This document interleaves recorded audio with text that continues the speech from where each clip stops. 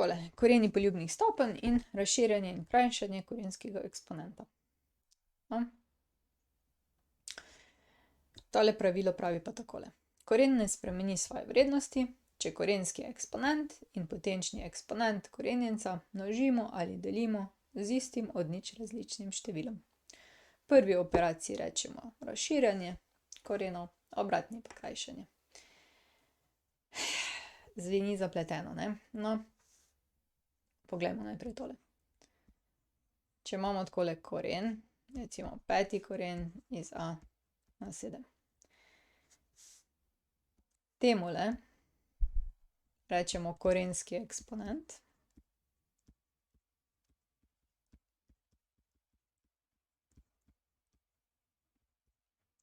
Temule pa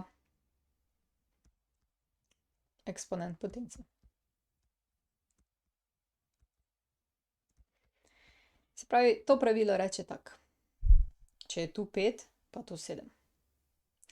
Potem, če mi pomnožimo tule s številom 2 in tule pomnožimo s številom 2, ne, damo na 2 tole, potem dobimo takole, ne, 10. koren iz a na 14, ampak to sta ista korena, ista vrednost pride z tega. Se pravi, mi lahko poljubno razširjamo korene, tako podobno kot ulomke, in pa lahko jih poljubno krajšamo.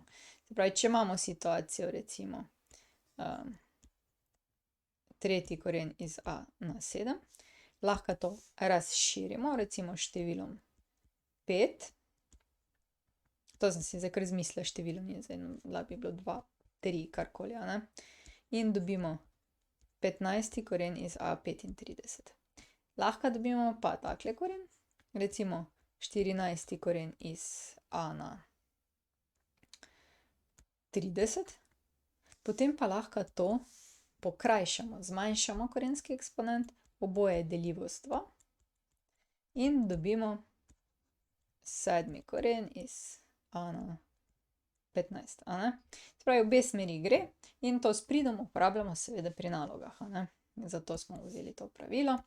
Razširjanje in krajšanje si lahko pač predstavljate tako, da korenski eksponent deluje kot imenovalec pri ulomku, medtem ko potenca pa deluje kot števec. In gremo kar na primere. Prvi primer je okrajšaj korene. Imamo 8. koren iz a na 4. Vse to lahko delimo z 4, se pravi, delimo tole s 4, pa delimo tole s 4 in dobimo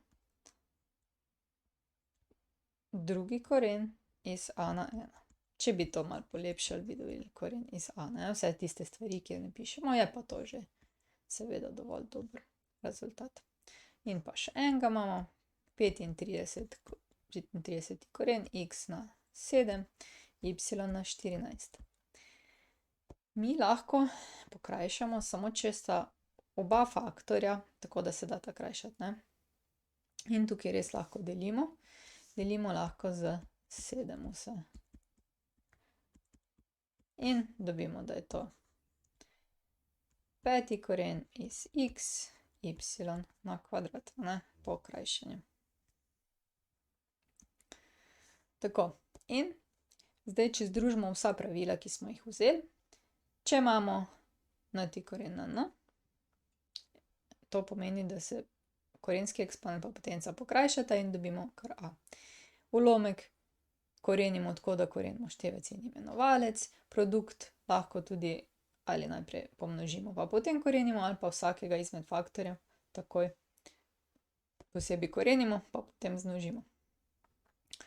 Potem, če imamo koren iz korena, lahko najprej prvi koren izračunamo, pa potem drugi. Lahko pa združimo to v en korenski eksponent, tako da jih med sabo pomnožimo. Koren iz korena, ne, je enak korenu, ki ima za produkt ta korenski eksponent, oba korenska eksponenta.